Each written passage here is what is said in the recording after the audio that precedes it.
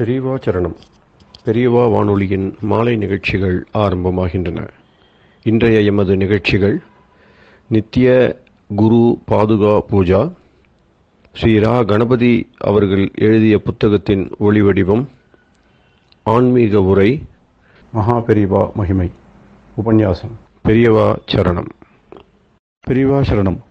அடுத்த நிகழ்ச்சி நித்திய குரு பாதுகா பூஜை. शुक्लाम्भरधरं विष्णुं शशिवर्णं चतुर्भुजं प्रसन्नवदनं ध्यायेत् सर्वविघ्नोपशान्तये। ममोपात्त समस्त दुरितक्षयद्वार श्री परमेश्वर प्रीत्यर्थं गुरुप्रसाद सिद्ध्यर्थं गुरुप्रीत्यर्थं गुरुपादपूजाम् अद्य करिष्ये। गुरुर्ब्रह्मा गुरुर्विष्णुर्गुरुर्देवो महेश्वरः गुरुः साक्षात् परब्रह्म तस्मै श्रीगुरवे नमः। अपारकरुणा सिन्धुं ज्ञानदं शान्तरूपिणं श्रीचन्द्रशेखरगुरुं प्रणमामि मुदान्वहम्। सदाशिवसमारम्भां शङ्कराचार्यमध्यमाम् अस्मदाचार्यपर्यन्तां वन्दे गुरुपरम्पराम्. எல்லோரும் குருவ பெரிவாள தியானம் பண்ணிண்டு அர்ச்சனை பண்ணுவோம். அஷ்டோத்திரம். பெரியவா அஷ்டோத்திரம் பல அஷ்டோத்திரங்கள் இருக்கு. அதுல எளிமையா சுலபமா எது இருக்கோ அதை நான் இப்ப சொல்றேன்.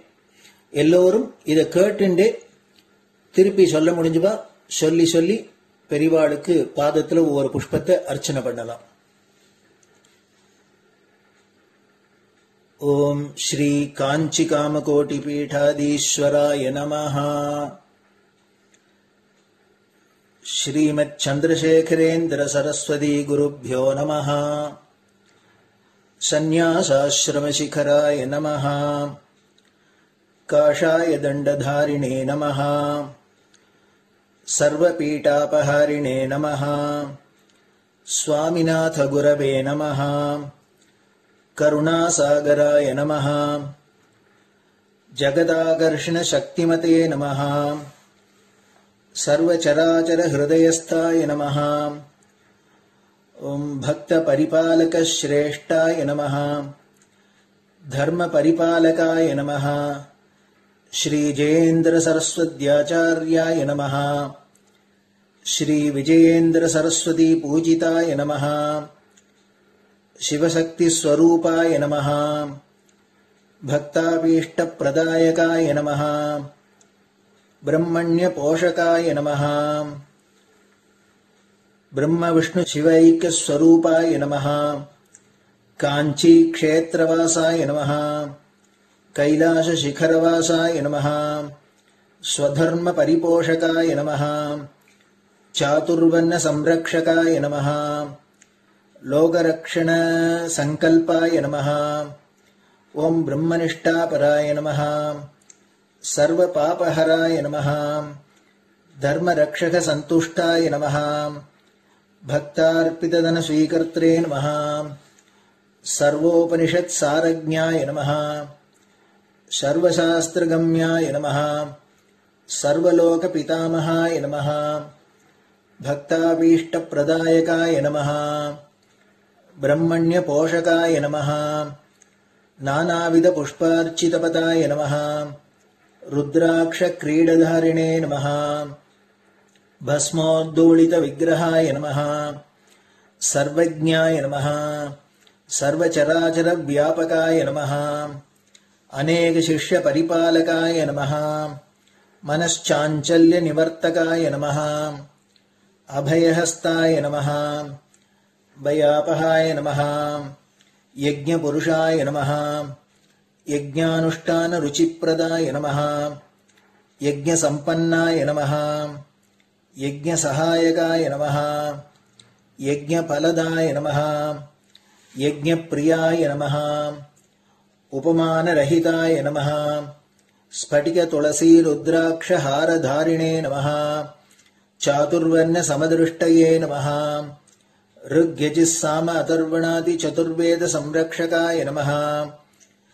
தட்சிணாமூர்த்தி ஸ்வரூபாய நமஹ ஜாக்ரத் ஸ்வப்ன சுஷுப்தி அவஸ்தாதீதாய நமஹ கோடி சூரிய துல்லிய தேஜோமே ஷரீராய நமஹ சாது சங்க சம்ரக்ஷகாய நமஹ அஸ்வகஜ கோபூஜா நிர்வர்த்தகாய நமஹ குருபாதுக பூஜா துரந்தராய நமஹ கனகாபிஷிக்தாய நமஹ ஸ்வர்ண பில்வதள பூஜிதாய நமஹ சர்வஜீவ மோக்ஷதாய நமஹ மூகவாக்தான நிபுணாய நமஹ நேத்ர தீக்ஷாதானாய நமஹ द्वादशलिंग स्थापकाय नमः गान रसप्रियाय नमः ब्रह्मज्ञानोपदेशकाय नमः सकलकलासिद्धिताय नमः चातुर्वण्यपूजिताय नमः अनेकभाषा संभाषण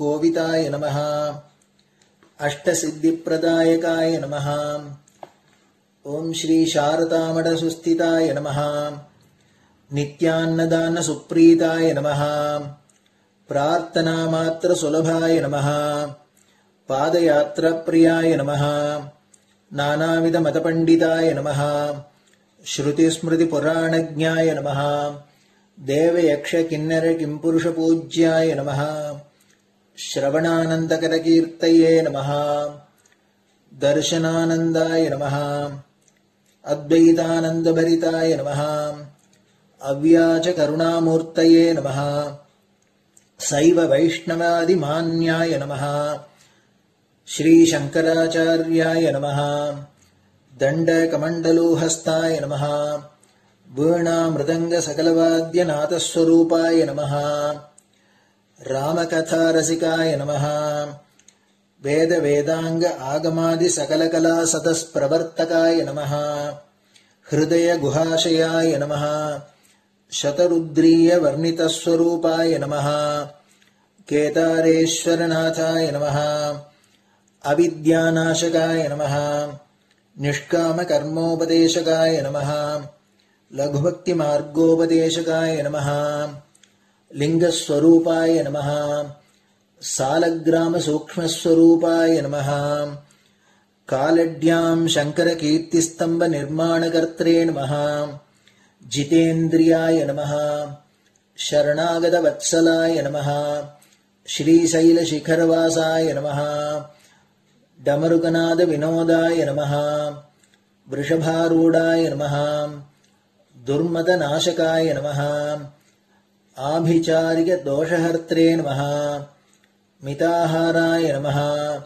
मृत्युविमोचकशक्त्याय नमः श्रीचक्रार्चन तत्पराय नमः दासानुग्रहकारकाय नमः अनुराधा नक्षत्रजाताय नमः सर्वलोकख्यातशीलाय नमः वेंकटेश्वर चरणपद्म षट्पदाय नमः श्री महात्रिपुरसुंदरी समेत श्री चंद्रमौलीश्वर पूजा प्रियाय नमः श्रीमच्चंद्रशेखरेन्द्र सरस्वती सद्गुरु परब्रह्मणे नमः गुरुभ्यो नमः परमगुरुभ्यो नमः परमेष्टिगुरुभ्यो नमः परात्परगुरुभ्यो नमः गुरुपरम्पराभ्यां नमः गुरुपादुकाभ्यां नमो नमः அடுத்தது ஊதுபத்தி இருந்தா அதை காமிச்சு தூபம், நெய் தீபம் இருந்தா காமிச்சு அதை நெய் தீபம் தீபம் காமிச்சுட்டு நெய்வேத்தியம் வெத்தலைப்பாக்கு பழம் இதுலேருந்து ஆரம்பிச்சு அவளுக்கு எது சௌரியமோ அதுபடி நைவேத்தியம் பண்ணலாம். அதுக்கு அடுத்தது கற்பூர ஹாரத்தி பண்ணி எல்லோரும் பிரதட்சிண நமஸ்காரம் பண்ணி பெரியவாள்கிட்ட பிரார்த்தனை பண்ணிண்டு எல்லோரும் க்ஷேமமா இருக்கணும், லோகம் பரம மங்களமா சௌக்கியமா இருக்கணும், எல்லோரும் வியாதி வெக்க இல்லாத ஆயுராரோக்கிய ஐஸ்வர்யத்தோட சாந்தம் அமைதியோட ஞான வைராக்கியத்தோட எல்லோரும் நல்லவர்களாயிருந்து நன்மையை அடையணும்னு பிரார்த்தனை பண்ணி இந்த பூஜையை தினம் செய்யலாம். குரு பிரம்மா குரு விஷ்ணுர் குரு தேவோ மகேஸ்வரः குருः சாட்சாத் பரபிரம்ம தஸ்மை ஸ்ரீ குரவே நமः. அபார கருணா சிந்தும் ஞானதம் சாந்தரூபிணம் ஸ்ரீசந்திரசேகர குரும் பிரணமாமி முதான்வகம். சதாசிவசமாரம்பாம் சங்கராச்சார்ய மத்யமாம் அஸ்மதாச்சார்ய பர்யந்தாம் வந்தே குரு பரம்பராம். குரு பாத பூஜை நிறைவடைஞ்சது. பெரியவா சரணம். பெரியவா சரணம். பெரியவா வானொலியில் நேயர்கள் அடுத்து கேட்க இருப்பது ஸ்ரீ ரா கணபதி அவர்கள் எழுதிய புத்தகத்தின் ஒளி வடிவம். அளிப்பவர் ஸ்ரீமதி உமா சங்கர் அவர்கள். தேனினும் இனிய சொல்லான் தீச்சுடர் மேனி கொண்டான் ஊனுயிர்க்குயிரதான ஒன்றினைக் கலந்து நின்றான் ஏனினிக் கவலை நெஞ்சே இன்றுனக் அருள் செய்தான் இஞ்ஞானவான் காமகோட்டி நாதனை நம்புவோமே. ஜெய ஜெய சங்கர, ஹரஹர சங்கர. மகாபெரியவாளின் உபன்யாசங்களை ரா கணபதி அண்ணா தெய்வத்தின் குரல் என்ற பெயரில் 7 பாகங்களாக தொகுத்து அளித்ததின் 7ஆம் பாகத்தின் அடுத்த பகுதி. தூக்கக் காரணம், ஆட்டக்காரணம், பாட்டுக்காரர்களும். இவ்வுரையை தெய்வ விஷயம் என்ற பிரிவில் சேர்க்க இடமுண்டாயினும் இதில் இசைத்துறை குறித்தும் கருத்துக்கள் இருப்பதால் பண்பாடு எனும் பிரிவில் சேர்த்திருக்கிறது. 2 ராஜாக்கள், சர்வலோக ராஜாவின் 2 வேஷங்கள். முந்தா நாள் வைகுண்ட ஏகாதசி போச்சு. நாளன்றைக்கு ராத்திரி முடிந்து மறுநாள் பிறக்கிறதற்கு முன்னாடியே ஆர்திராபிஷேகம், திருவாதிரை அபிஷேகம் நடந்துவிடும். இது 1966 டிசம்பர் 25ஆம் தேதி ஸ்ரீசரணர் ஆந்திர மாநில புரோதத்தூரில் ஒரு உரையாடலின் போது கூறியவற்றின் தொகுப்பு. அம்மாதம் 23ஆம் தேதி வைகுண்ட ஏகாதசியும் 27, 28ஆம் தேதி திருவாதிரை அபிஷேக தரிசனங்களும் நிகழ்ந்தன. ஒன்று பட்டினி நாள், மற்றது 7 தான் கூட்டோடு களி சாப்பிட்டே ஆக வேண்டிய நாள். திருவாதிரை ஒருவாய் களி தின்னாதவர் நரகக்குழி என்று பயமுறுத்தியே களி சாப்பிட வைக்கிற நாள். களிக்கு எதுகைக்காக குழியை குழியாக்கி இருக்கிறது. ஒன்று தூக்கக்காரன் விரதம், மற்றது ஆட்டக்காரன் பண்டிகை. ஆனால் 2 பேரும் ஒரே மாதிரி ராஜாக்கள். ரங்கராஜா, நடராஜா. ராஜா என்றால் ராஜசபை, ராஜசதஸ் என்று தர்பார் இருக்கணும் இல்லையோ, அப்படித்தான். அந்த 2 பேருக்கும் அந்த அம்சமும் ஒற்றுமையாக இருக்கிறது. ரங்கம் என்றால் சபைதான். சிதம்பரத்திலோ சபை சபை என்றே சந்நிதியை சொல்கிறது. சித் சபை, கனக சபை என்று. விஷயம் தெரிந்தவர்கள் அந்த ஆட்டக்காரன் சாட்சாத்தாக ஆடுகிற அந்த இடம் மட்டுமே சித் சபை என்றும், அந்த வாசல் படிக்கு அடுத்தாற் போல பக்தர்கள் நிற்கிற இடமே கனக சபை என்றும் சொல்வார்கள். எப்படியானாலும் சபைதான். இந்த 2 சபைகளிலும் இருக்கிற 2 ராஜாக்களும் ஒரே மாதிரி தெற்கு பார்த்தே இருப்பதிலும் ஒற்றுமை. இன்னொரு ஒற்றுமை, இந்த 2 ராஜாக்களுமே தங்கள் ராஜ்ய பிரஜைகளுக்கு தண்டனை கொடுக்கிறதற்கோ மற்ற ராஜ்யங்களோடு சண்டை போடுவதற்கோ சபை கூட்டி தர்பார் நடத்துகிறவர்கள் இல்லை. இது பொலிட்டிக்கல், ராஜாங்க அரசாங்க சபையே இல்லை. ராஜ அங்கமான சபையே இல்லாத ராஜாக்களா? வேடிக்கையாயிருக்கே என்றால் வேடிக்கையே தான். பிரபஞ்சம் பூராவையும், பிரபஞ்ச வாழ்விலே நடக்கிற எல்லாவற்றையும் அதிலிருந்து தப்பித்துக் கொண்டு மோட்சத்திற்கு போய் சேர்வது பர்யந்தம் சகலத்தையும் வேடிக்கையாகவே நடத்தி வைக்கிற சர்வலோக ராஜாதான் இப்படி 2 வேஷம் போட்டு கொண்டிருப்பது. ஒருத்தன் வேடிக்கை ஆட்டமாகவே ஆடி அதை நடத்தி விடுகிறான். நாளன்றைக்கு களி தின்ன வைத்து பண்டிகை கொண்டாட வைக்கப் போகிறானே அவன். ஆமாம், அவனுடையது தண்டனை தரும் சபையில்லை, நடன சபை, மியூசிக் சபா, டான்ஸ் சபா என்றே சொல்கிறோமே, அந்த மாதிரி சபை. முந்தா நாள் பட்டினி போட வைத்தவனுடைய சபை. அது நான் சொன்ன வேடிக்கையிலேயும் இன்னும் வேடிக்கை. சயன கிரகம், பெட்ரூம் தான் இங்கே சபை. அங்கே ஒரே ஆட்டமாக ஆட்டம் என்றால் இங்கே சரியான தூக்கம். ஆட்டமாக ஆடினால் களி கிளி சாப்பிட்டால் தானே முடியும். அப்படி அங்கே தூக்கத்துக்கு ஏற்றதாக இங்கே பட்டினி. தூக்கத்திலேயே உலகை நடத்துவது அது சரி. சபை கூட்டி டான்ஸ் ஆடுவது பொருத்தம். சபை கூட்டி தூங்குவார்களா? ஊர்ச்சத்தம் இல்லாமல் ஏகாந்தமாக அல்லவா தூங்குவார்கள் என்றால் அதுதான் வேடிக்கையிலேயும் வேடிக்கை என்றது.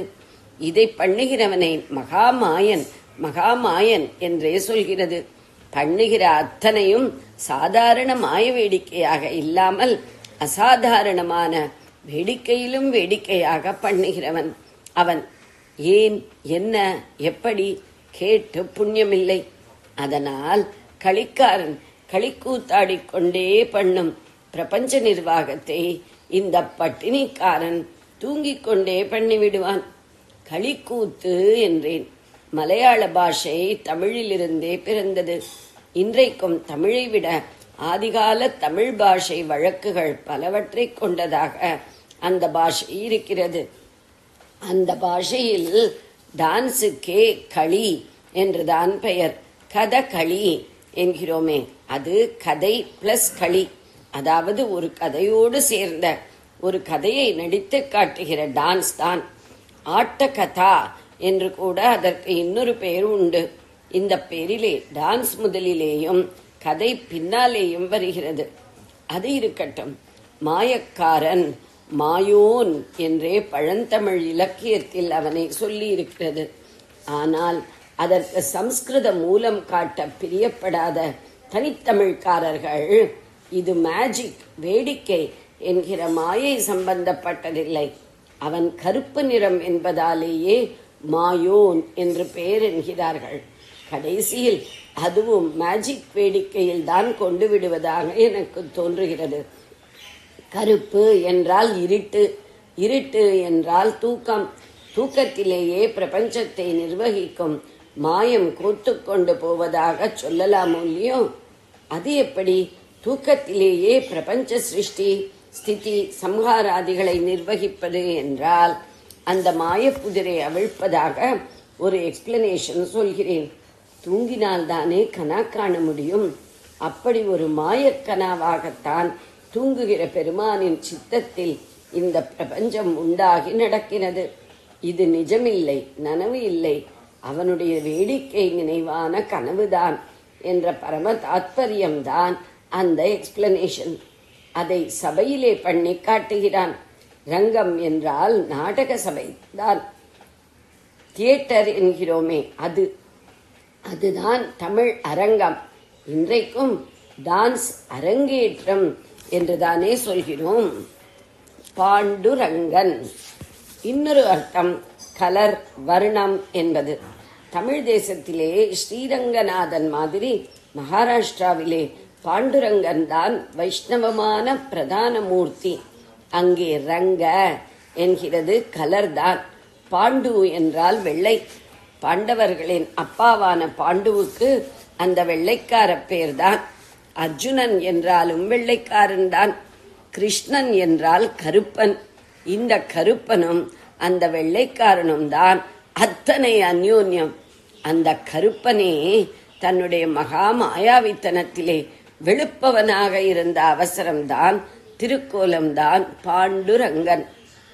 இப்போது கோலம் என்று ஒரு வார்த்தை சொன்னேன். இழைக்கோலம், மாவுக்கோலம் என்றும் போடுகிறோம். அதற்கு பேரும் ரங்கவல்லிதான்.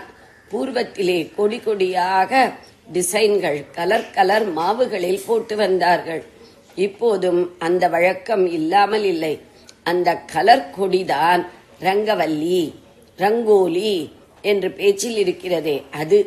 கும்பகோணத்தில் கோமளவல்லி, திருவல்லிக்கேணியில் வேதவல்லி என்கிற மாதிரி கோவில்களில் மகாலட்சுமிக்கு வல்லிப்பேரே சொல்லும் வழக்கப்படி ஸ்ரீரங்கத்தில் தாயாராயிருக்கும் ரங்கநாயகியையும் ரங்கவல்லி என்பார்கள். கருப்ப சுவாமி வெள்ளைப்பாண்டுரங்கனான கதை என்ன என்று அங்கேயுள்ள ஸ்தல புராணங்களில் எதிலும் எனக்கு தெரிந்த வரையில் இல்லை. ரிசர்ச்காரர்களானால் ஆதியிலே இப்போது பண்டரிபுரம் பண்டர்பூர் என்கிற இடத்துக்கு பாண்டர்கே என்று பெயர் இருந்ததாகவும் வார்த்தைகள் எப்படி எப்படியோ திரிந்து ஏற்பட்ட ஊர் பெயர்களுக்கு அர்த்தம் சொல்லிக் கொண்டிருக்க முடியாது என்றும் பாண்டர்கே கோவிலில் இருக்கிறவனை அந்த பேரை சம்ஸ்கிருதம் பண்ணி பாண்டுரங்கன் என்று சொல்லிவிட்டார்கள் என்றும் சொல்கிறார்கள். எனக்கென்னவோ அவர்கள் தலைகாலாக மாற்றி போட்டு சொல்லுவதாகவே தோன்றுகிறது. கருப்பன் எப்படி வெளுப்பக்காரனானான் என்பதற்கான கதை அகப்படாவிட்டாலும் அதிலே பெரிய தத்துவார்த்தமே தெரிகிறது. மகா மாயமாகவே அவன் மகா ஞானமும் கூட கொடுப்பது தெரிகிறது. கருப்பு வெளுப்பு இரண்டும் ஒன்றுதான் என்கிற அத்வைத ஞானம். பொதுஜனங்களுடைய ராத்திரி காலம் ஞானிக்கு பகல் வேளை, ஞானியுடைய ராத்திரி காலம் பொதுஜனங்களுக்கு பகல் வேளை என்று கீதையிலே அவனே சொல்லி இருக்கிறான். கீதை 2வது அத்தியாயம் 69வது ஸ்லோகம். பரமாத்மா தெரியாத இருட்டிலே ஜனங்கள் லோகத்தை மட்டும் நல்ல வெளிச்சமான பகலாக பார்த்து கொண்டு இருக்கிறார்கள். இந்த லோகம் தெரியாமல் இருட்டை போய்விட்ட அனுபூதி ஸ்திதியில் ஞானி பரமாத்மாவையே அனுபவித்துக் கொண்டிருக்கிறான் என்று அர்த்தம்.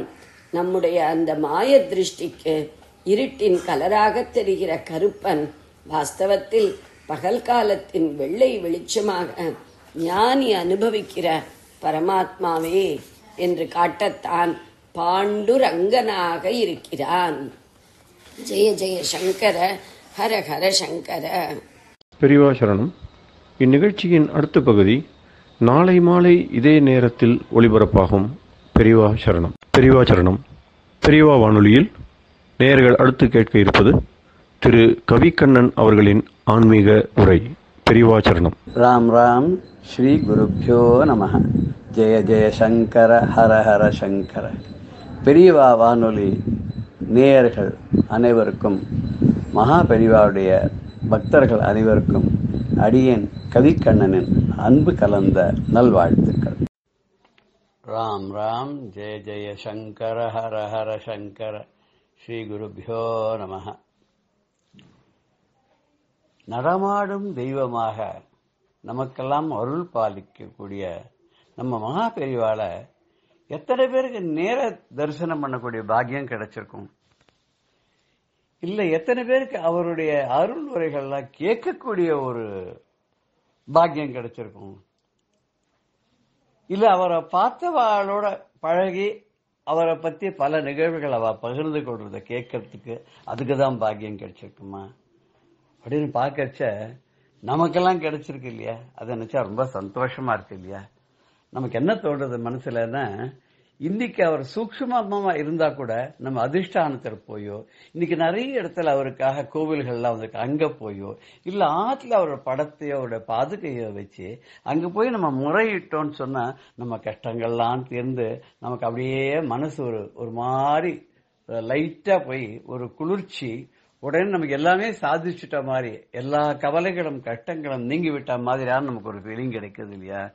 இது கூட ஒரு பாபநாச சிவன் ஒரு பாட்டுல சொல்வ, நான் என்னமா பண்ணுவேன்னா, எனக்கு கவலைங்கிற இருள் வந்து என் மனசை சூழ்ந்துடுத்துன்னா நான் என்ன பண்ணுவேன், யார்கிட்ட தான் போவேன் அப்படின்னு சொல்லுவார். உங்க காலில் தான் வந்து விழுவேன், அம்மா அம்மான்னு கதறுவேங்கிறார்.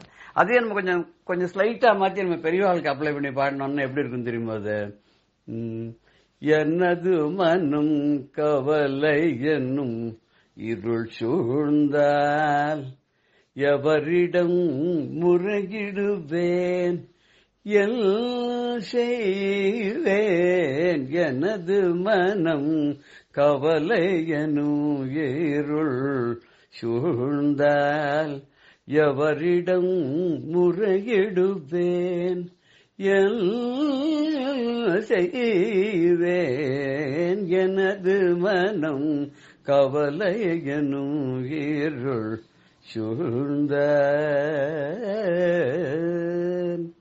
உனதடியில் வீழ்வேன், உனதடியில் வீழ்வேன், அழுவேன் தொழுவேன் உனதடியில் வீழ்வேன் அழுவேன் தொழுவேன் என்னை காத்திடு என இறைஞ்சிடுவேன்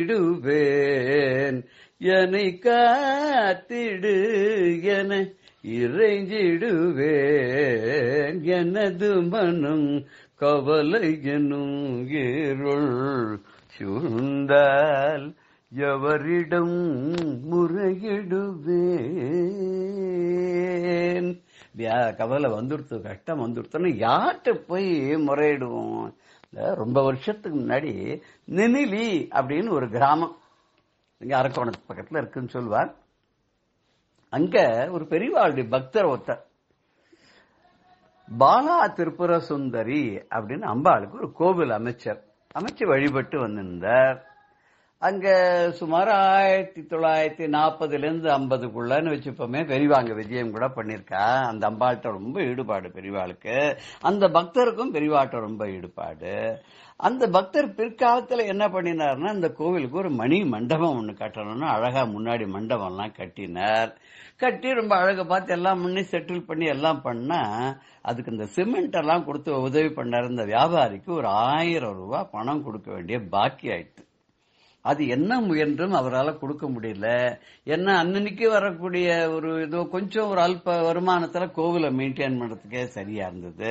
என்ன நிறைய இருக்கே கோவில பூஜை பண்றதுக்கு, அர்ச்சகருக்கு பணம் கொடுக்கறது, இல்ல இவாளே பூஜை பண்ணலாம் புஷ்பம் வாங்கறது, நெவேத்தியம் வாங்கறது, வளத்துக்கு எண்ணெய் வாங்கறது, நிறைய எத்தனையோ செலவு இருக்கு இல்லையா? இதுக்கு மீறி பணம் சேர்த்து வச்சு இது எப்படி அவருக்கு கொடுக்கறதுன்னு தெரியல. அந்த மனுஷனும் பாவம், அந்த சிமெண்ட் வியாபாரியும் அடிக்கடி வந்து வந்து வந்து வந்து கேட்டு பணம் இல்லைன்னு திரும்பி ஓஞ்சி போயிட்டார். மனசு ரொம்ப சங்கடப்பட்டு போயிட்டார். அப்படி இருக்கச்சு ஒரு நாளைக்கு காத்தால வந்து கேட்கிறார் அவர், எப்ப போய் என் பணத்தை கொடுக்க போறீர் நேர் அப்படின்னு. அப்ப இவர் எப்படி அபிராமி பட்டர் சொன்னார் இல்லையா, அமாவாசை இன்னைக்கு பௌர்ணமின்னு, அது மாதிரி சொல்லிட்டார். மத்தியானம் 12 மணிக்கு வாங்க தரேன் அப்படின்னு விட்டார். இவர் எந்த தைரியத்துல சொன்னார் மத்தியானம் 12 மணிக்கு வாங்க உங்க பணத்தை கொடுத்துறேன்னு சொன்னார்னு தெரியல. அவரும் வந்தவர் நம்பிட்டு போயிட்டார். அதுக்கப்புறம் சம்சாரம் வந்து கேக்குறா, ஆமா நீங்க அந்த வந்தாரே அந்த வியாபாரி, சிமெண்ட் வியாபாரி, அவருக்கு நீங்க மத்தியானம் வா பணம் தரேன்னு சொல்லிட்டே, உங்களுக்கு மத்தியானம் யாராவது கொண்டு வந்து பணம் தரேன்னு சொல்லிருக்காளா? அப்படிதான் உத்தரவாதம் இருக்கா? நீங்க எங்க இருந்தா பணம் எதிர்பார்க்கிறாளா? வரக்கூடிய பணம் 1000 ரூபான்னு, அந்த காலத்துல 1000 ரூபாங்கிறது ரொம்ப பெரிய பணம் இல்லையா? இன்னைக்கு இருக்கிற 50,000க்கு சமானமா இருக்கும் அந்த 1000 ரூபாங்கிறது. அப்பதான் அவருக்கே தோணுத்து, அடடா நான் எப்படி சொன்னேன் அந்த மாதிரி, எல்லாம் பெரியவா வழிகாட்டுவா, பெரியவாளை தான் நம்பின்னு இருக்கேன்னா அந்த தைரியத்தில் தான் நான் சொல்லிட்டேன், இல்ல பெரியவா தான் சொல்ல வச்சுட்டா போல் இருக்கு. கண்டிப்பா இதுக்கு ஒரு வழியை பெரியவா காமிச்சுட்டா நம்மளை காப்பாத்துவார், கண்டிப்பா எனக்கு நம்பிக்கை இருக்கு அப்படின்னு ஒரு பேசாத விட்டுட்டார். 12 மணிக்கு தானே வரப்போறார் பாத்துக்கலான்னு. இதுக்கு நடுவுல என்ன ஆச்சுன்னா, ரொம்ப ஒரு பெரிய பணக்கார செல்வந்தர் பெரியவாளுடைய பக்தர், அவர் காஞ்சிபுரம் இருக்கார். போயிட்டு பெரியவாளை தரிசனம் எல்லாம் பண்ணி அவருக்கு பாத பூஜைக்கெல்லாம் எல்லாம் பண்ணி முடிச்சுட்டு உத்தரவு வாங்கிக்கிட்டுவான்னு கேட்ட போது, அப்ப பெரியவா சொன்னாலாம், நீ போற வழியில தானே இருக்கு அந்த நெமிலின்னு ஒரு கிராமம் இருக்கு இல்லையா, அங்க போய் பாரு, அங்க பாலா திரிபுர சுந்தரின்னு ஒருத்தர் வச்சு ஒரு கோவில் கட்டி நடத்துறார். ரொம்ப நன்னா இருக்கும், அம்பாளும் ரொம்ப அழகா இருப்பா, ரொம்ப சாநித்தியமான ஒரு அம்பாள். நீ போய் தரிசனம் பண்ணிட்டு ஒரு நாள் என்ன முடியுமோ, ஒரு 1000 ரூபாய்க்கு குறையாத ஒரு நாள் என்ன முடியுமோ அதை வந்து ஒரு கவர்ல வச்சு அவர்கிட்ட கொடுத்துட்டு அப்படியே நீ ஊருக்கு போயிடு போற வழியில. எனக்காவது பண்றியா? பண்றேன் பெரியவா, நீங்க சொல்லி நான் பண்ணாத இருப்பேனா? கண்டிப்பா பண்றேன். அது பாலா திரிபுர சுந்தரி கோவிலை கட்டி ஒருத்தர் நிர்வாகம் பண்றாருன்னா அவரோட பர்சனல் இதுல இருந்து செலவுல இருந்து பண்றாருன்னு சொன்னாக்க அதுக்கு பண்ண வேண்டாமா? பெரியவா சொன்னப்பறம் நான் பண்ணாத இருக்கணும், கண்டிப்பா அப்படின்னு சொல்லி கிளம்பிட்டார். நேரம் ஒரு கவர்ல ஒரு 1001 ரூபாய் பணத்தை போட்டு எடுத்துன்னு போனார். நேரம் நெமிலில தேடிண்டு அந்த கோவில் இருக்கிற இடத்துக்கு போயிட்டார். கோவிலுக்கு போய் கதவு தட்டினோன்னா அந்த வீட்டு எஜமான் கதவை திறந்தார். கதவை திறந்த உடனே சொன்னார், நான் காஞ்சிபுரம் போயிருந்தேன், பெரியவா என்ன சொன்னார்னா, ஊருக்கு திரும்பி போகும்போது இந்த இடத்துக்கு வந்து இங்க தரிசனம் பண்ணிட்டு உங்களை பார்த்துட்டு போக சொன்னார். அவ உள்ள கூட்டின்னு போனா அவள் தரிசனம் பண்ணி வச்சா, பிரசாதம் எல்லாம் கொடுத்து எல்லாம் பண்ண வாங்கிட்டு அவர் கிளம்பும் போது ஒரு கவரை, ஒரு தட்டு கொடுங்க அப்படின்னு சொல்லி அந்த தட்டை வாங்கி அதுல இந்த கவரை வச்சுட்டு, இது என்னோட இந்த காணிக்கை அம்பாளுக்கு அப்படின்னு கொடுத்துட்டு கிளம்பிட்டார். அவர் கிளம்பி போயிட்டார். இவர் இந்த கவரை பிரிச்சு பார்க்கல. நம்மளா தான் உடனே அவளோட பிரிச்சு பார்த்திருப்போம், என்ன வச்சிருக்காதுல அப்படின்னு சொல்லிட்டு இல்லையா. ஒரு கிஃப்ட் வந்தா உடனே அவ தலைமறையறதுக்கு முன்னாடி நம்ம அதை பிரிச்சு பார்ப்போம் இல்லையா. இவர் அதெல்லாம் ஒண்ணுமே பண்ணல, அம்பாட்ட அப்படியே இருந்தது. கரெக்டா சொல்லி வச்ச மாதிரி 12 மணிக்கு அந்த சிமெண்ட் வியாபாரி வந்துட்டார் வாசல்ல வந்து நின்று ஓய் அப்படின்னு கூப்பிடுறார். இவருக்கு அப்பதான் ஞாபகம் வந்தது, அடாடா 12 மணிக்கு அவரை வர சொல்லிருக்கோமே, என்ன பண்றதுன்னு. உடனே அவரை பார்த்தார். அவர் பணம் எங்க அப்படின்னு அவர் சொன்னார், 12 மணிக்குள்ள எனக்கு கிடைச்சிடும், கொடுத்துடலாம் தான் நினைச்சேன். எனக்கு அந்த மாதிரி ஒரு சந்தர்ப்பம் வாய்க்கவே இல்லை. இருந்தாலும் உண்மை நான் வெறுங்கையோட அனுப்ப விரும்பல.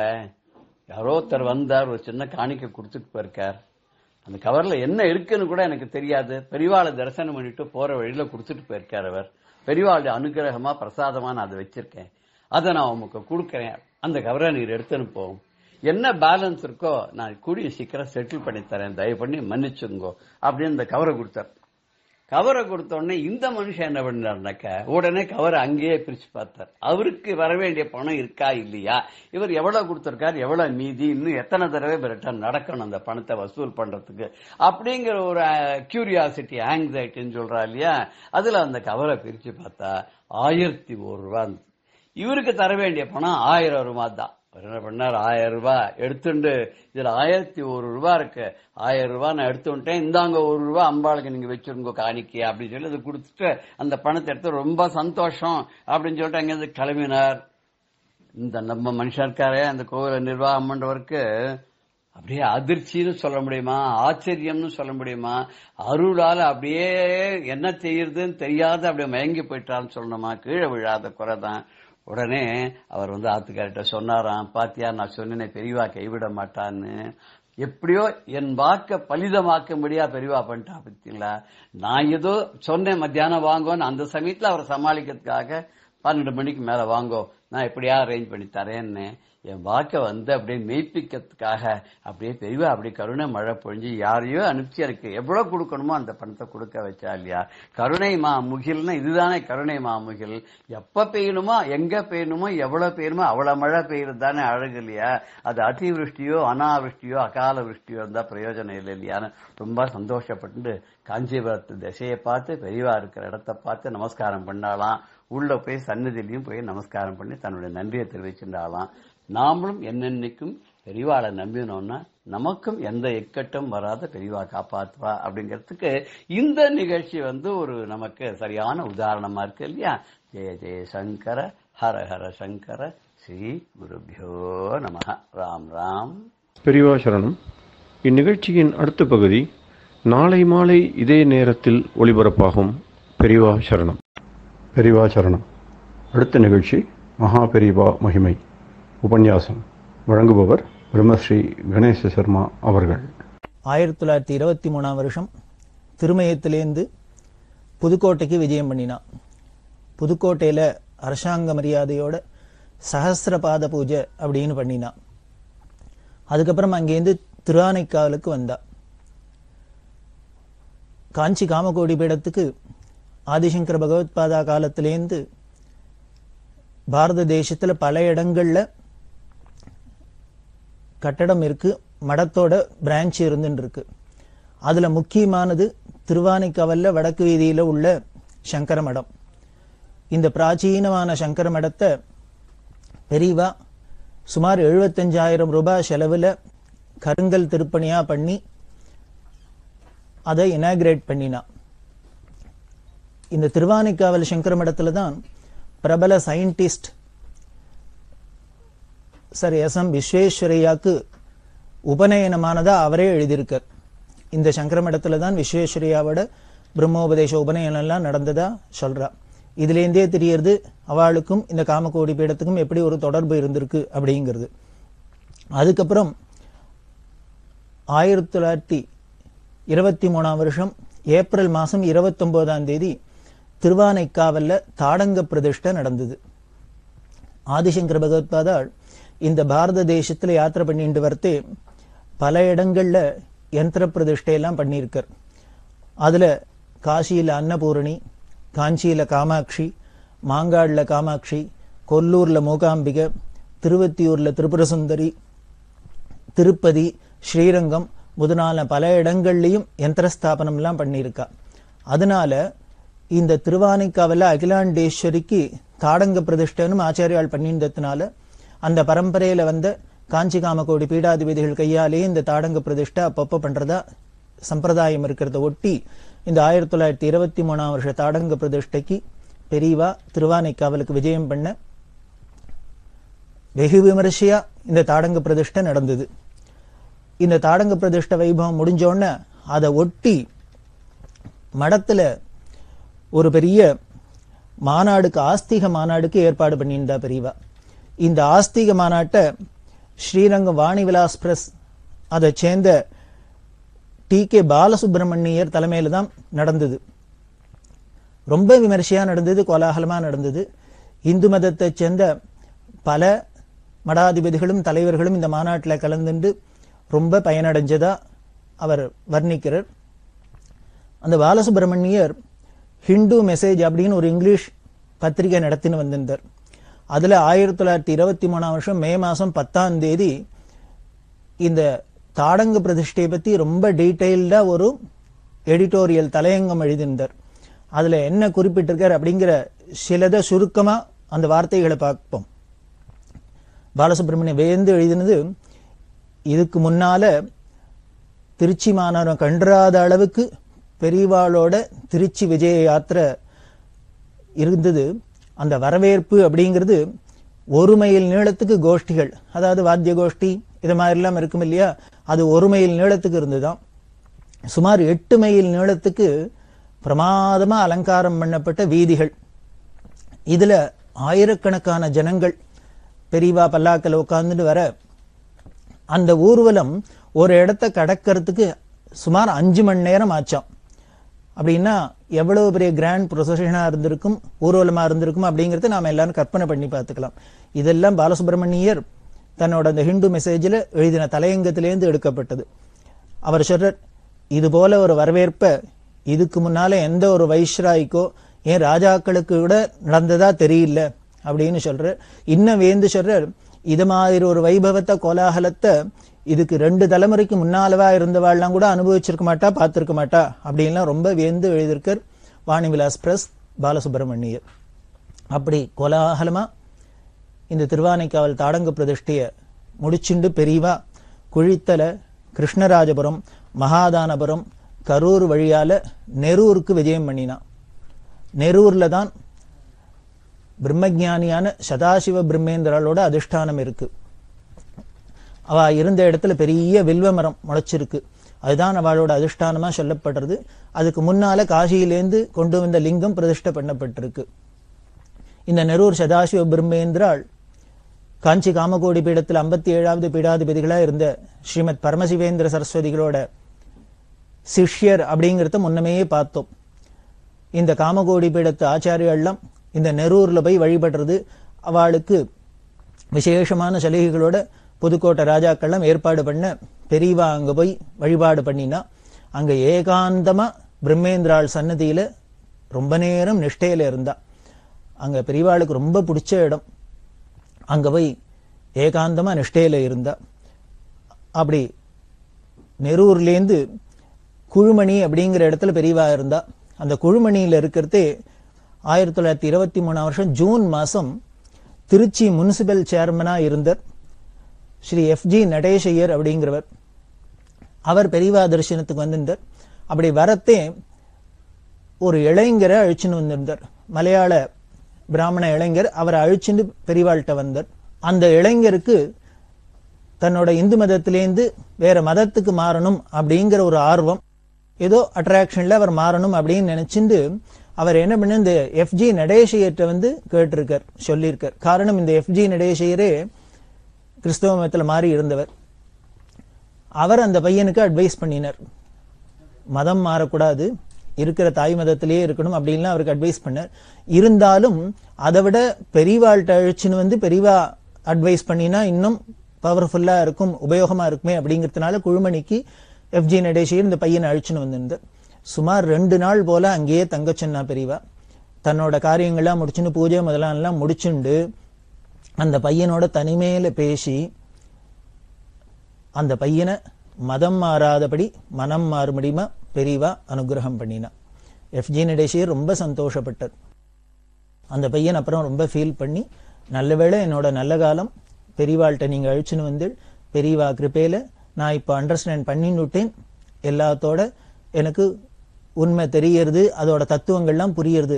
அதனால நாம நல்ல கதி அடையறதுக்கு ஒரு மதம் மாறி இந்த மதம் அந்த மதம் தான் அப்படின்னு இல்லை, எந்த மதத்துல யாரு எப்படி இருந்தாலும் அந்த மதத்துல உள்ள அபிமானத்தோட நாம இருந்து நாம சித்தசுத்தி அடைஞ்சோம்னா நிச்சயம் சத்கதி அடையலாம் அப்படிங்கறது புரிஞ்சுட்டேன் அப்படின்னு சொல்லி அவர் நன்றியோட போனார்.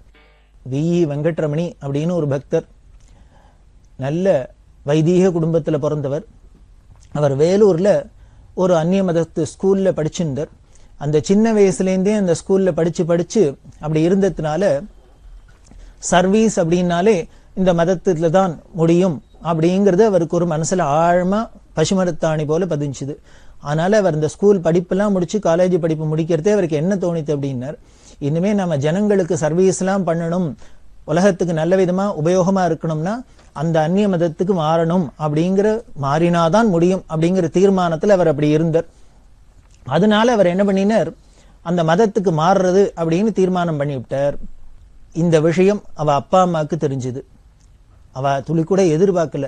ஏதோ குழந்தை ஹாஸ்டல்ல இருந்து ஒழுங்கா படிச்சு முன்னுக்கு வரணும் அப்படின்னு நினைச்சுன்னு அனுப்பிச்சாக்க கடைசியில இப்படி விபரீதமா ஆயிடுத்தேன், நன்னா படிச்சு புத்திசாலியா ஆயிட்டார், கடைசியில நம்ம கையை விட்டு இவன் போறேங்கிறானே அப்படின்னு ரொம்ப வருத்தம். எவ்வளவோ அட்வைஸ் பண்ணி பார்த்தா, நம்மளோட குடும்ப பாரம்பரியத்தை பாரு, இதெல்லாம் யோஜனை பண்ணு, நமக்கு இது சரியா வராது வேண்டாம்னு சொல்லி பார்த்தா.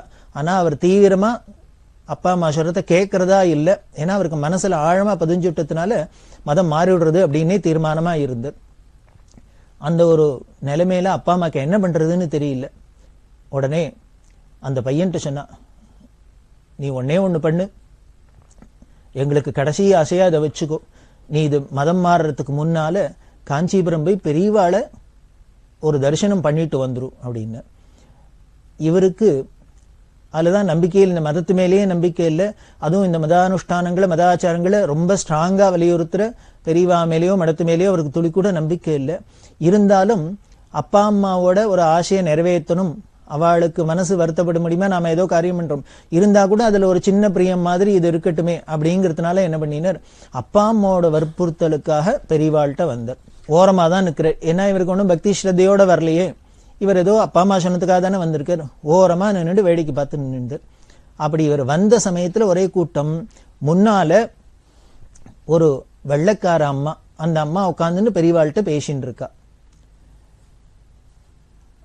அந்த டாபிக் என்ன இருந்தது அப்படின்னா, அந்த அம்மா மேல்நாட்டை சேர்ந்தோ, நமது இந்திய கலாச்சாரத்தையும் இந்து மதத்து மேலேயும் பரிச்சயம் ஏற்பட்டு அதுல ஒரு பிரமிப்பு வந்து ஆசை வந்து இந்து மதத்துக்கு மாறணும் அப்படின்னு அந்த அம்மா ஆசைப்பட்டு இதை எப்படி மாறுறது என்ன பண்ணும் அப்படின்னு பெரியவாள்கிட்ட அட்வைஸ் கேட்கறதுக்காக வந்திருக்கா.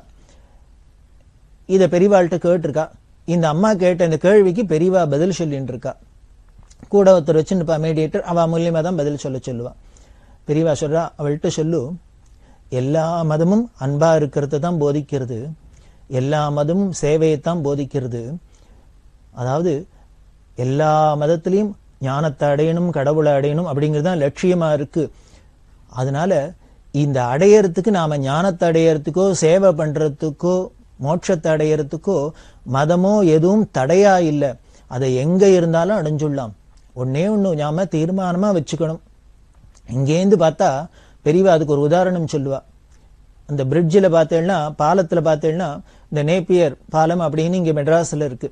அதுல பார்த்தேன்னா ஆர்ச்சா வளவா இருக்கும் அந்த சைடுல. அதுல ஒரு வளவுக்கு அடியில நின்றுட்டு கடைசியில இருக்கிற வளவை பார்த்தா நாம நிக்கிற வளவு ரொம்ப பெருசா இருக்கிறாப்புல இருக்கும், அந்த வளவு சின்னதா இருக்கிறாப்புல இருக்கும். எவ்வளவு தூரக்க போறதோ அது சின்னதா தெரியறாப்புல இருக்கும், நாம பக்கத்துல இருக்கிறது தான் பெருசா இருக்கிறாப்புல இருக்கும். இத மாதிரிதான் எல்லாருக்குமே நாம எந்த மதத்துல எந்த ஜாதியில எந்த குலத்துல எந்த சம்பிரதாயத்துல பிறந்து வளர்றோமோ அதுதான் நமக்கு பெருசு மாதிரி தெரியறது. இது ஒண்ணும் பெரிய தப்பு இல்லை. நம்மளோடது நமக்கு வசத்தியா தெரிஞ்சா பெருசா தெரிஞ்சா தப்பு இல்லை.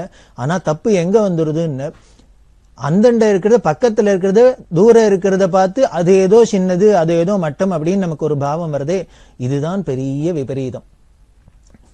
இது மாதிரி நமக்கு ராகத்வேஷங்கள்லாம் போகணும், விருப்பு வெறுப்பு போறதுக்கு தான் ஒரு மதம், சம்பிரதாயம், கோட்பாடு இதெல்லாம் சொல்லப்பட்டிருக்கே வழிய அதுவே நமக்கு ஒரு அபிமானத்தை கொடுக்கும், விருப்பு வெறுப்பை கொடுக்கும்னா அதை விட விபரீதம் வேற ஒண்ணும் இல்லை. நாம இப்ப குளிக்க போறோம் அப்படின்னா தண்ணியை எடுத்து விட்டுண்டா நம்ம உடம்புல இருக்கிற அழுக்கும் போகணுமே வழிய அந்த தண்ணியை விட்டுனோம்னா அதனால இன்னும் அழுக்கு ஜாஸ்தி ஆகும்னாக்க அப்புறம் தண்ணியை விட்டு குளிக்கிறதோட பர்பஸே உபயோகம் இல்லாத போயிடுறது. அத மாதிரிதான் நாமளும் மதத்துல எப்படி இருக்கணும், மதானுஷ்டானங்கள் எப்படி இருக்கணும், அபிமானம் எப்படி இருக்கணும் அப்படிங்கிறது பெரியவா ரொம்ப ஸ்ட்ராங்கா வலியுறுத்திருக்கா. நீங்க பார்த்தீங்கன்னா அந்யோன்யமா உறவாடி இருக்கா. அதுக்கு காரணம் என்ன அப்படின்னா, யார்கிட்டையும் தன்னோட மதத்தையோ தன்னோட சித்தாந்தத்தையோ தன்னோட கொள்கையோ ஒரு நாள் கூட பெரியவா திணிச்சதே கிடையாது. இன்னும் சொல்ல போனா வரவாழலாம் அவாளுக்கு பிறப்பால என்ன மதம் வந்திருக்கோ, ஜாதி வந்திருக்கோ, சம்பிரதாயம் வந்திருக்கோ அதுல நம்பிக்கையோட நாம அனுஷ்டானம் பண்ணணுங்கிறதான் பெரியவாளோட முக்கியமான உபதேசம். அதனால்தான் எல்லாருக்கும் பெரியவாள்கிட்ட ஃப்ரீயா வர முடிஞ்சது. ஏன்னா ஒரு பயம் இல்லை, இவர்கிட்ட போனா தானே மாத்தி விடுறோம், அத்தை பண்டுறோம், இத்த பண்டுறோங்கிற ஒரு சந்தேகமே கிடையாது, பயமே கிடையாது. நாமளாவே இருக்கிறதுக்கு தான் இவர் உதவியாயிருப்பார், அதைத்தான் இவர் வலியுறுத்துவார் அப்படின்னு எல்லாருக்குமே தெரியும். அதனால்தான் எல்லாருமே பெரியவாள்கிட்ட அவ்வளவு பிரியமா வந்தா. இதுதான் பிரம்மஞானிகளோட லட்சணம். பிரம்மஞானிகள் எப்படி இருப்பா அப்படின்னா இப்படிதான் இருப்பா. ஏன்னா அவளுக்குன்னு ஒரு தனியா ஒரு மனசுன்னு ஒண்ணு கிடையாது, அதுல ஒரு அபிப்பிராயம்னு ஒண்ணு கிடையாது, அதுல விருப்பு வெறுப்புங்கிறது கிடையாது. பெரியவாளுக்கு மனசு கிடையாது, அதுல ஒரு அபிப்பிராயம் கிடையாது, ராகத்வேஷம் கிடையாது. அப்படி மனசுன்னு ஒண்ணு இருந்துடுத்துனாதான் மீதி எல்லா தோஷமுமே வரும். விருப்போ வெறுப்போ, பிடிச்சது பிடிக்காது, வேண்டியது வேண்டாதது இதெல்லாம் எப்ப வரும்னா மனசுங்கிறது ஒண்ணு உள்ளுக்குள்ள பூந்துடுத்துனாதான், அது இருந்தால்தான். பெரியவா யாத்திரையில இருக்கிறது இங்க சான்ஸ்கிரிட் காலேஜில் மயிலாப்பூர்ல இருந்தா. அப்போ ஒரு அம்மா, அந்த அம்மாவுக்கு ஒரு புத்திரசோகம், ஒரே புள்ள, அந்த புள்ள அகால மரணம் அடைஞ்சுட்டான், ஒரு ஆக்சிடென்ட்ல போயிட்டான். இது ஒரு பெத்த தாயாருக்கு எப்படி இருக்கும்? அப்படி ஒரு மனசு தவிச்சா, வருத்தப்பட்டா. எங்க போய் சொல்லி இந்த துக்கத்தை எப்படி ஆத்திக்கிறதுன்னு தெரியல. பெரியவாள்கிட்ட வந்தா, ஒரே புகலிடமா பெரியவாள்கிட்ட வந்து அழுது தீத்தா. பெரியவாளும் பேசாத கேட்டுண்டா. அந்த அம்மாக்கு இன்னொரு பயம் வந்துடுத்து. என்னன்னா, இப்படி துர்மரணம் அடைஞ்சாக்க அது ஆவியாலையும் பேயாலையும் அப்படி பண்ணும் இப்படி பண்ணும் அப்படின்லாம் எல்லாம் பல பேர் பல விதமா சொல்றா இல்லையா. இதெல்லாம் கேட்டோன்னு அந்த அம்மாக்கு பயம் வந்துடுத்து. குழந்தை போனதோட இல்லாத அந்த துக்கத்தை விட பெருசா அது போய் இப்படி எல்லாம் அலையும்னு சொல்றாளே, எல்லாரும் பயமுறுத்துறாளே, இதுக்கு என்ன பரிகாரம் பண்றது, பூஜை பண்றதா, யாகம் பண்றதா, ஹோமம் பண்றதா, ஜபம் பண்றதா, தபம் பண்றதா, எப்படி பண்ணினா அது அந்த ஆத்மா சாந்தி அடையும்? அப்படி நாம பண்ணினாலும் அதனால ஆத்மா சாந்தி அடைஞ்சுடுத்தான் நமக்கு எப்படி தெரியும்? இப்படி எல்லாம் அந்த அம்மாக்கு கவலைப்பட்டுன்னு பெரியவாள்கிட்ட வந்து பிரார்த்தனை பண்ணி கேட்டா. எல்லாரும் இப்படி எல்லாம் பயமுறுத்துறா, என்னன்னு தெரியல, அதனால பெரியவாதான் அனுகிரகம் பண்ணா, அவ என்ன சொல்றாளோ அதை நம்புறேன், அந்த குழந்தை ஆத்மா அலையாத சாந்தி அடையறதுக்கு என்ன சொன்னாலும் சரி, என்னோட சொத்து பத்தெல்லாம் வித்து நான் அதுக்கு என்ன பரிகாரம் பண்ணணுமோ எத்தனை செலவாகுமோ பண்றதுக்கு காத்துன்னு இருக்கேன், பெரியவா வாக்கால சொல்லணும், அப்பதான் எனக்கு நம்பிக்கையா இருக்கும் அப்படின்னு சொல்லி அழுதா. அழுதான்னா அப்படி ஒரு அழுதா. புத்திர சோகத்துல இருக்கிறவாளுக்கு ஒரு தாயாருக்கு எப்படி இருக்கும் அப்படின்னு நமக்கு தெரியாதா? அப்படி அழறதே ஒரு ஆச்சரியம். என்ன நடந்தது அப்படின்னு, எய்தாப்புல உட்காண்ட பெரியவா கண்லேருந்து தாரதாரதாரியா தண்ணி கொட்டித்து. அந்த அம்மா குனிஞ்சு இப்படி நமஸ்காரம் பண்ணுவா, அழுதுன்னு இருக்கா. அப்படி எல்லாத்தையும் ஒரு வழியா அவளுக்கு மேல இனிமே அழ முடியாதுன்னு களைச்சு போனாப்புல நிமிந்து பார்த்தா பெரியவா கண்லேருந்து தாரதாரியா வழிஞ்சுன்னு இருக்கு. இதை பார்த்தா அந்த அம்மாவுக்கு ரொம்ப கஷ்டமா போயிடுது. இந்த விஷயத்தெல்லாம் சொன்னோன்னே பெரியவா சொன்னா, இங்க பாரு, நீ ஒன்றும் பண்ண வேண்டாம், ஊர்ல கிராமத்துல உனக்கு வயல் இருக்கோ இல்லையோ, நிலபுலம் இருக்கு, அதுல இந்த பாட்டாளிகள்லாம் எல்லாரும் கார்த்தாலேருந்து சாயந்தரம் மட்டும் வேலை செய்யறா, வெயில்ல கடுமையா உழைக்கிறா. நீ என்ன பண்ணு, அவ அத்தனை பேருக்கும் தாக சாந்திக்கு நிறைய நீர்மோர் கரைச்சி வச்சுன்னு தினம் விநியோகம் பண்றதுக்கு ஏற்பாடு பண்ணு. அந்த ஏழை ஜனங்களுக்கு, பாட்டாளி மக்களுக்கு அவ பண்ற இந்த சரீர உழைப்புக்கு தாக சாந்திக்கு நீ நீர்மோர் கொடு, இதுவே போறோம் உன் பிள்ளையோட ஆத்மா சாந்தி அடைய, அது அலையாத இருக்கிறதுக்கு அப்படின்னு. இதை கேட்டா அந்த அம்மாக்கு ஆச்சரியமா இருந்தது. ஒரு துர்மரணம் அடைஞ்ச ஆத்மா என்னமோ சாஸ்திரத்துல பார்த்தா, அதை பார்த்தா, ஒரு உலகத்துல பார்த்தா என்னமோ அப்படியாலையும் இப்படியாலையும் இத்த பண்ணணும் அத்தை பண்ணணும் அப்படின்லாம் சொல்றா. ஆனா பெரியவா என்ன சிம்பிளா முடிச்சுட்டா, ஒரு ஆத்மா சாந்தி அடையறதுக்கு ஏழைகளுக்கு பாட்டாளி மக்களுக்கு தண்ணி கொடுத்தா போரும், நீர்மோர் கொடுத்தா போரும், தண்ணீர் பந்தல் வச்சாலே போரும், ஆத்மா சாந்தி அடைஞ்சிடும் அப்படின்னா அதான் பெரியவா யாராருக்கு எப்படி பிரிஸ்கிரைப் பண்ணலாமோ அவளுக்கு என்ன சக்தியோ அதுக்கு ஏத்தாப்புல தான் சொல்லுவான். இது சொன்னா அந்த அம்மாக்கு பரம சந்தோஷம். எப்படி சந்தோஷம் அப்படின்னு, என்னமோ இந்த பெரியவா இந்த பரிகாரத்தை சொன்னோன்னையே தன்னோட பிள்ளையோட ஆத்மா சாந்தி அடைஞ்சு ஏதோ மோட்சத்துக்கு போயிட்டாப்புல ஒரு பாவம். நமக்கு மனோபாவம்னா முக்கியம். எதையுமே ஒண்ணு பண்றோம் சாஸ்திரத்தை நம்பி, இனிமே குருவாக்கியத்தை நம்பி ஒண்ணு பண்றோம் அப்படின்னாலே நமக்கு அந்த மனோபாவம் தானே அங்க முக்கியம். இது பண்ணினா பலன் உண்டு அப்படிங்கிற ஒரு மனோபாவம் இருக்கிறதுனால தானே அதுல ஈடுபடுறோம். இந்த அம்மாக்கு அப்படி ஒரு சந்தோஷம் இருந்தது. இப்படி சந்தோஷம் ஒரு பக்கம் இருந்தாலும் என்ன ஒரு வருத்தம் வந்துருச்சுன்னா, நாம தான் குழந்தை போயிடுத்துன்னு பெரியவாள்கிட்ட அழுதது எப்படி இருக்குன்னா, பெரியவாளும் அழ வச்சுட்டோமோன்னு. பெரியவாகள்லையும் தண்ணி கொட்டினத்தை பார்த்தோன்னு இந்த பிள்ளைக்காக பெரியவாளும் அழறாளாக்கும்னு அவன் நினைச்சுனுட்டா. அதனால என்ன பண்ணினா, நான் என்னோட கஷ்டத்தெல்லாம் சொல்லி பெரியவா மனசு வருத்தப்பட முடியுமா பண்ணிவிட்டேன், பெரியவாளை கஷ்டப்படுத்திட்டேன், மன்னிச்சுக்கணும்னு திருப்பி நமஸ்காரம் பண்ணினா. உடனே பெரியவா சிரிச்சுட்டே சொல்றா, இப்போ புள்ள போயிட்டான்னு இத்தனை நேரம் வருத்தப்பட்டிருந்த, இப்ப இனிமே பெரியவாளை கஷ்டப்பட்டுட்டோமோன்னு வருத்தப்படத்துக்கு ஆரம்பிச்சிடாத. உன்னை விட்டுட்டு புதுசா இன்னொன்னு பிடிக்காத. உடனே ஒண்ணு தெரிஞ்சுக்கோ, உன் பெரியவாளுக்கு மனசும் கிடையாது, அதுல வருத்தமும் கிடையாது, போயிட்டு வா நிம்மதியா அப்படின்னு. இப்படி எல்லாம் பெரியவா ஓப்பனாலாம் சொல்லிவிட மாட்டா. தன்னை அறியாத சில சந்தர்ப்பங்கள்ல இதெல்லாமும் வழியில வந்துடும். அப்ப சொன்ன வார்த்தை, உன் பெரியவாளுக்கு மனசும் கிடையாது, அதுல வருத்தமும் கிடையாது. மனசுன்னு ஒண்ணு இருந்தானா அதுல வருத்தம் வரப்போறது, அப்புறம் வருத்தம் வந்தாலே பிடிச்சது வரப்போறது, பிடிக்காது வரப்போறது. இது எதுக்கு சொல்ல வந்தேன் அப்படின்னா, இவா பெரியவா அந்த வெங்கட்ரமணி அப்படிங்கிறவர் மதம் மாறணும்னு நினைச்சுன்னு இங்க மடத்துக்கு வரத்தே இந்த வெள்ளக்கார அம்மாட்ட பெரியவா இப்படி உபதேசம் பண்ணிட்டு இருக்கா. அதனால நம்ம மதத்துல நாம எந்த மதத்துல பிறந்தமோ, எந்த சம்பிரதாயத்துல பிறந்தமோ அதுல நம்பிக்கையோட இருக்கணும். அவ்வளவுதான். ஏன்னா நாம பிறந்த மதத்திலேயே சம்பிரதாயத்திலேயே நமக்கு ஒரு நம்பிக்கை இல்லைன்னா அப்புறம் வெளியில போறதுல எங்க நமக்கு நம்பிக்கை வரப்போறது? அதுல பார்த்தேன்னா தெய்வத்தின் குரல் எடுத்து பார்த்தேன்னா இதை பத்தி ரொம்ப டீட்டெயில்டா பேசியிருக்கா. இப்படி நாம மதம் மாறத்தை என்ன பண்றோம்னு, நாம பிறந்து வளர்ந்த மதத்தையும் மட்டம் தொட்டிடுறோம், போற இடத்தையும் மட்டம் தொட்டுறோம். காரணம் என்னன்னு, எப்போ இங்கேருந்து நம்ம மனசு மாறி இன்னொன்னுக்கு போச்சோ அதுலேருந்து அதை விட இன்னொன்னு பார்த்தா மாறாதுங்கிறதுக்கு என்ன உத்தரவாதம்? இப்படியே ஒண்ணு மாத்தி மாறிண்டே இருந்தோம்னா என்னைக்கு எங்க நிக்க போறது? கடைசியில ஒன்னும் காப்பாத்தது எல்லாம் கை விட்டுடும். அதுக்காக தான் பெரியவா திருப்பி இப்படி சொன்னது. இது அந்த வெள்ளக்கார அம்மாக்கு டீட்டெயில்டா பண்ணிட்டு, அதனால நீ உன் மதத்திலேயே இருக்கலாம், இருந்து என்னென்ன பண்ணணும்னு ஆசை பண்றியோ அப்படியே பண்ணி, இதுக்காக ஒரு மதம் மாறணுங்கிற அவசியம் இல்லை அப்படின்னு அவளுக்கு உபதேசம் பண்ண.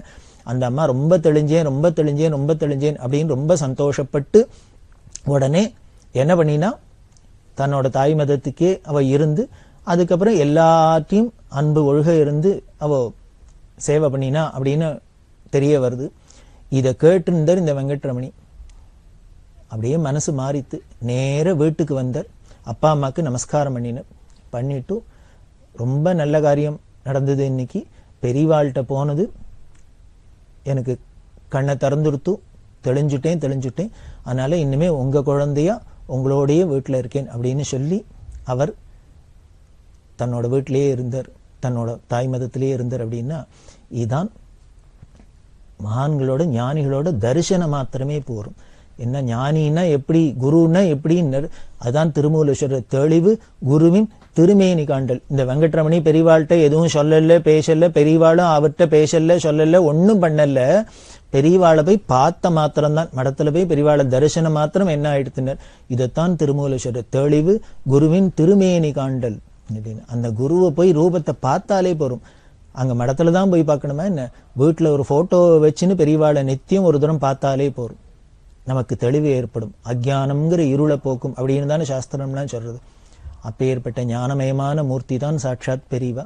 அவ சந்நிதியில யாருக்கெல்லாம் பெரியவாள்கிட்ட போக முடியும், பெரியவாளை தரிசனம் கிடைக்கும் அப்படின்னர், யாருக்கெல்லாம் நல்ல காலம் பிறக்கிறதோ, யாருக்கெல்லாம் பாக்கியம் இருக்கோ அவளுக்கு தான் கிடைக்கும். பெரியவா சரணம். இந்நிகழ்ச்சியின் அடுத்த பகுதி நாளை மாலை இதே நேரத்தில் ஒளிபரப்பாகும். பெரியவா சரணம். பெரியவா சரணம். அடுத்த நிகழ்ச்சி திருவாசக இன்னிசை. வழங்குபவர் ஸ்ரீ சத்குருநாத தேசிகர் அவர்கள். பெரியவா சரணம். திருச்சிற்றம்பலம். அறிவுறுத்தல். நாடகத்தால் உன் அடியார் போல் நடித்து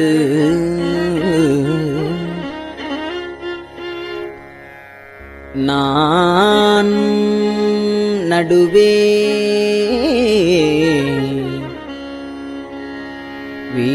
வீடகத்தே புகுந்திடுவான்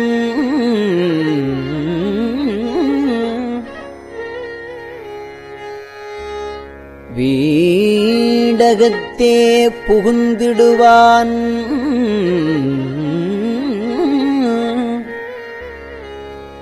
மிகப் பெரிதும் விரைகின்றேன்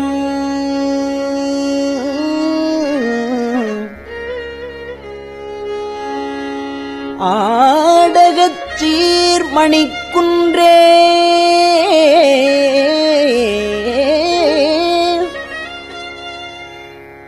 இடையரா அன்பு உனக்கு ஆடகச் சீரு மணிக்குன்றே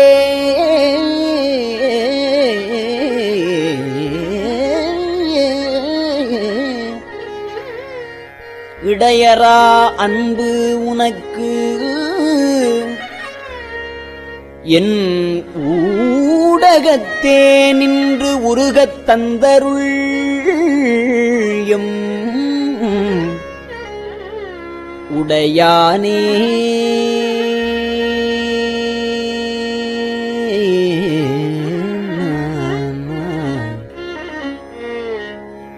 யானேதும் பிறப்பு அஞ்சேன்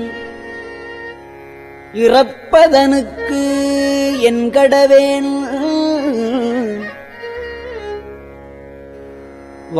வானேயும் பெரில் வேண்டேன் மண்ணாழ்வான் மதித்துமிரேன்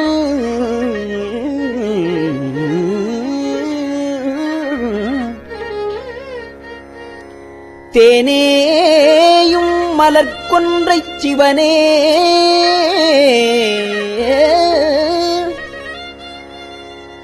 எம்பெருமான் எம்மானே உன் அருள் பெருநாள் என்று என்றே சிவனே உன் அருள் பெருநாள் என்று என்றே வருந்துவனே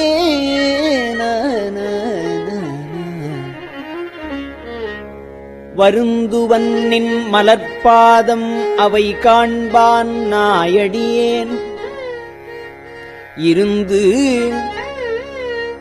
நலமலர்ப்புனையேன் ஏத்தேன் நாத்தழும்பேரப் பொருந்திய பொற்றிலை குனித்தாய்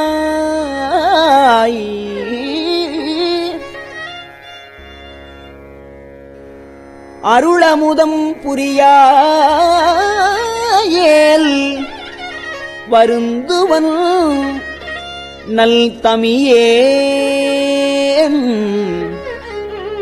மற்று என்னே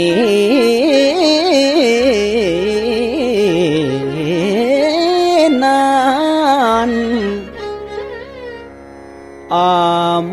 ஆமாரே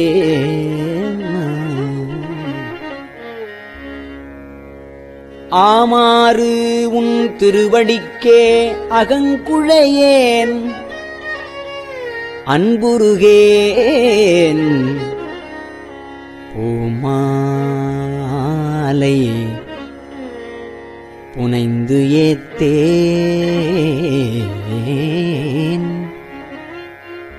புகழ்ந்து உரையேன் புத்தேளிர் கோமான் நின் திருக்கோயில் தூகேன் மெழுகேன் கூத்தாடேன் சாமாரே விரைகின்றேன் சதுராலே சார்வானே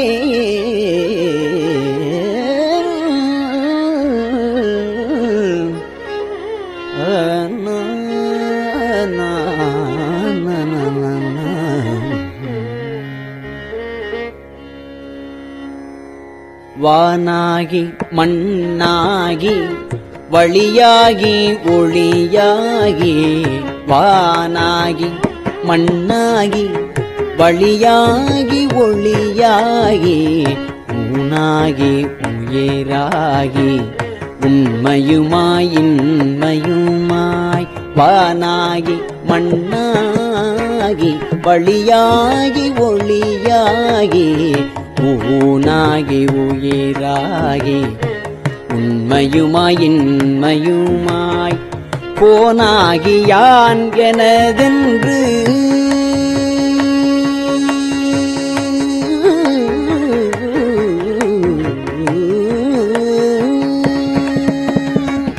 போனாகி யான் எனதென்று அவரவரை கூத்தாட்டுவானாகி கூத்தாட்டுவானாகி கூத்தாட்டுவானாகி அவரவரை கூத்தாட்டுவானாகி நின்றாயை என் சொல்லி வாழ்த்துவனே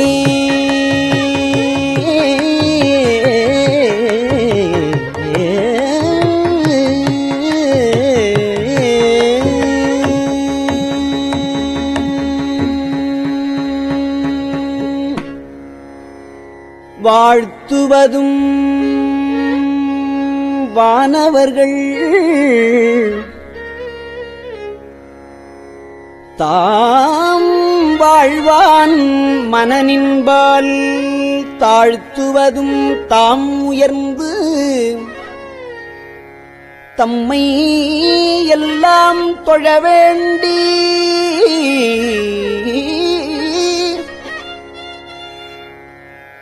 சூழ்த்து மதுகரமுரலும் தாரோயே நாயடியேன் பாழ்த்த பிறப்பு அறுத்திடுவான் யானும் உன்னை பரவுவனே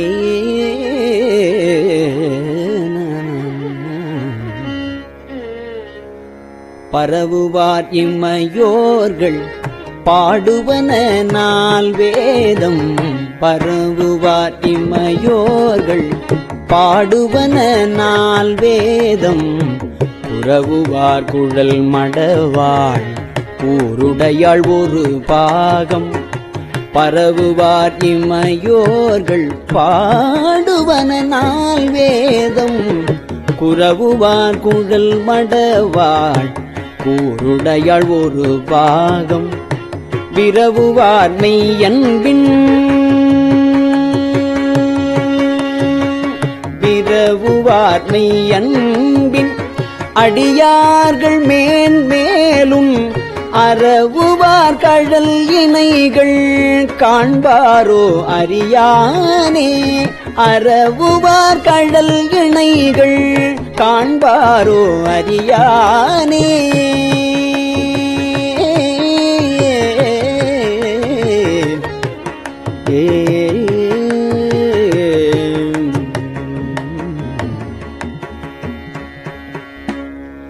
அறியானே யாவர்க்கும் அறியானே யாவர்க்கும் அம்பரவா அம்பலத்து எம் பெரியானே சிறியேனை ஆட்கொண்ட பெய்கழற்கு விரையார்ந்த மலரு தூவேன் ஆட்கொண்ட பெய்கழற்கு விரையார்ந்த மலர் தூவேன்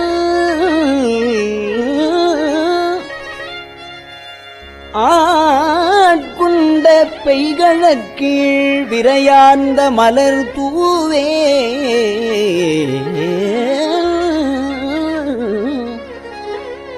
வியந்தலரேன் நயந்துருகேன் தரியேன் நான் ஆமானே என் சாவேன் நான் சாவேனே.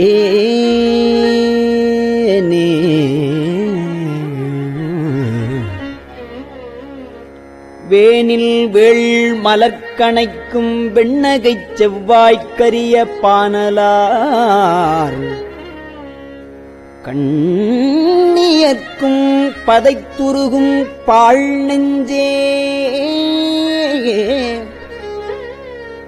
உணலாம் நின்று உருகப் புகுந்து ஆண்டான்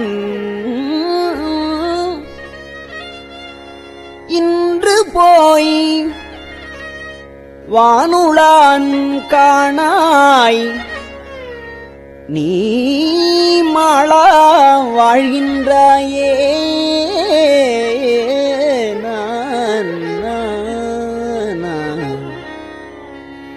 வாழ்கின்றாய் வாழாத நெஞ்சமே, வாழ்கின்றாய் வாழாத நெஞ்சமே, வல்வினைப்பட்டு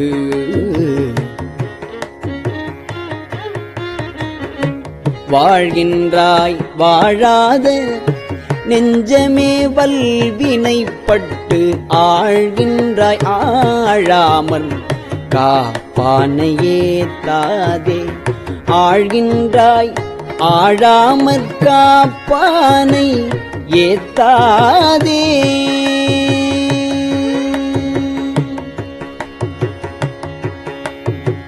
சூழ்கின்றாய் கேடு சூழ்கின்றாய் கேடு உனக்கு சொல்கின்றேன் பல்காலும். சூழ்கின்றாய் கேடுனக்கு சொல்கின்றேன் பல்காலும். வீழ்கின்றாய் நீ பல்காலும் வீழ்கின்றாய் நீ அவலக்கடலாய வெள்ளத்தே வீழ்கின்றாய் நீ.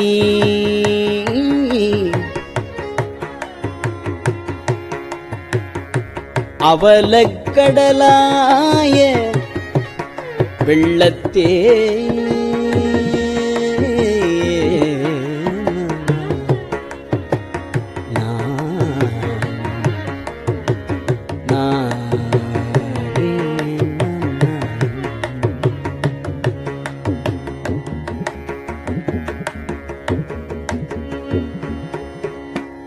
திருச்சிற்றம்பலம்.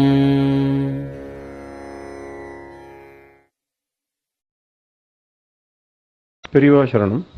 இந்நிகழ்ச்சியின் அடுத்த பகுதி நாளை மாலை இதே நேரத்தில் ஒளிபரப்பாகும். பெரியவா சரணம். பெரியவா சரணம். பெரியவா வானொலியின் இன்றைய நிகழ்ச்சிகளின் நிறைவாக திருப்பொன்னூசல் வழங்குபவர் சத்குருநாத தேசிகர் அவர்கள். பெரியவா சரணம். திருச்சிற்றம்பலம். திருப்பொன்னூசல். தெங்குலவு சோலை திரு உத்தர கோசமங்கை. தெங்குலவு சோலை திரு உத்தர கோசமங்கை. தங்குலவு சோதி தனியுருவம் வந்தருளி எங்கள் பிறப்பறுத்திட்டு எம் தரமும் ஆட்கொள்வான். பங்குலவு கோதையும் தானும் பணி கொண்ட கொங்குலவு கொன்றை சடையான் குணம் பரவி பொங்குலவு பூன்முலையே பொன்னூசலாடாமோ. பொங்குலவு கொன்றை சடையான் குணம் பரவி பொங்குலவு பூன்முலையே பொன்னூசலாடாமோ. பொங்குலவு பூன்முலையே பொன்னூசல் ஆடாமோ.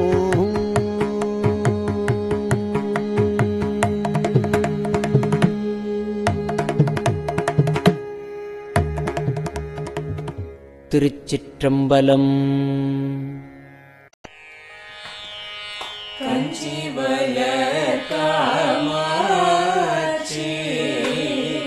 தன் குழந்தாய் சங்கரரே கஞ்சி வளர் காமாட்சி தன் குழந்தாய் சங்கரரே குரு சந்திரசேகரரே உறங்கிடுவீர்களே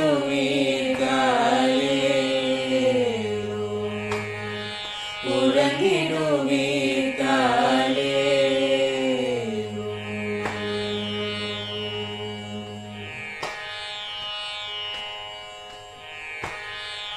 ஆதிகுரு சங்கரராய் அன்றொரு நாள் வந்தவரே 68 பீட்டபதி காலே ஏழுலகும் பூப்பவரே காப்பவரே கடப்பவரே எல்லோர்க்கும் அருள்பவரே உறங்கிடுவீர்களே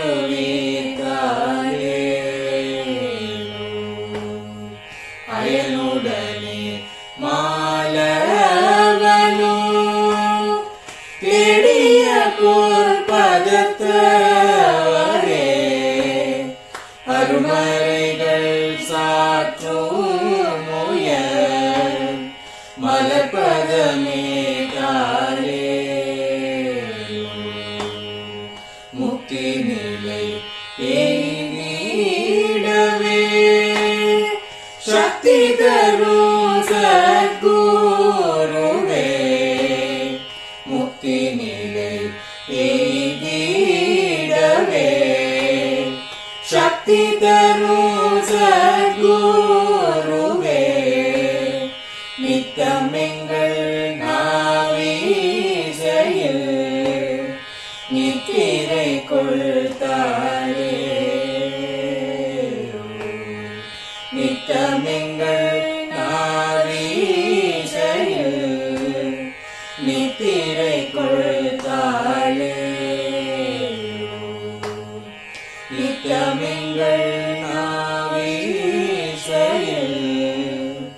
நித்திரை கொள்தாளே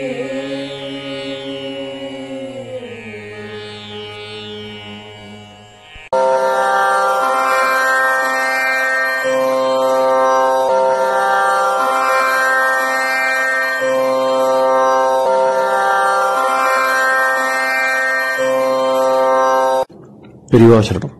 பெரியவா வானொலியின் மாலை நிகழ்ச்சிகள் இத்துடன் நிறைவடைகின்றன. எமது அடுத்த ஒளிபரப்பு நாளை காலை இந்திய நேரப்படி 6 மணிக்கு துவங்கும். பெரியவா சரணம்.